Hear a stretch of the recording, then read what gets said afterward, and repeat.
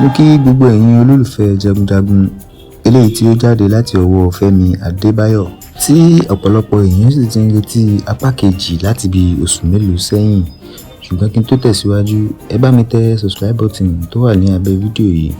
Eléyìí ni ó jẹ́ àǹfààní fún yín láti tètè mọ̀ ní ìgbà tí sinimá yìí bá jáde, nítorí pé bí ó bá ṣe ń jáde náà láwọn mú wá sórí chánẹ́ẹ̀lì yìí tí a sì tún máa ṣàlàyé lẹ́kùnrẹ́rẹ́ bí ẹ ó ṣe rí sinimá yìí wò, nítorí wípé tí ó bá jáde tán wọn ò ní gbé wá sí orí YouTube, orí Netflix ní sinimá yìí ń lọ. Ẹ má wá gbàgbé wípé irú ikú tó pa Ògúndìjì ní inú apá kìíní ní sinimá yìí pẹ̀lú bí ó ti lágbára tó, ṣé ẹ lérò pé yóò kú bẹ́ẹ̀ ni tàbí ikú léńdé tí ó padà dé ní ìgbẹ̀yìn tí amòye sọ fún wípé Ògúndìjì ti kú tí ó sì pe orúkọ Ògúndìjì lẹ́ẹ̀mẹ́ta.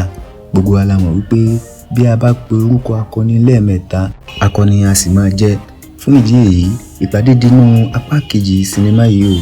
Níbẹ̀ la ó ti mọ̀ bóyá Ògúndìjì ti kú ni tàbí kò ì kú. Kí wá ni ó padà gbẹ̀yìn Bọ́tìjà ọmọ Làgbàyí eléyìí tí ó pa Ògúndìjì, àti pé irú èèyàn wo gan-an ni ikú léńdé?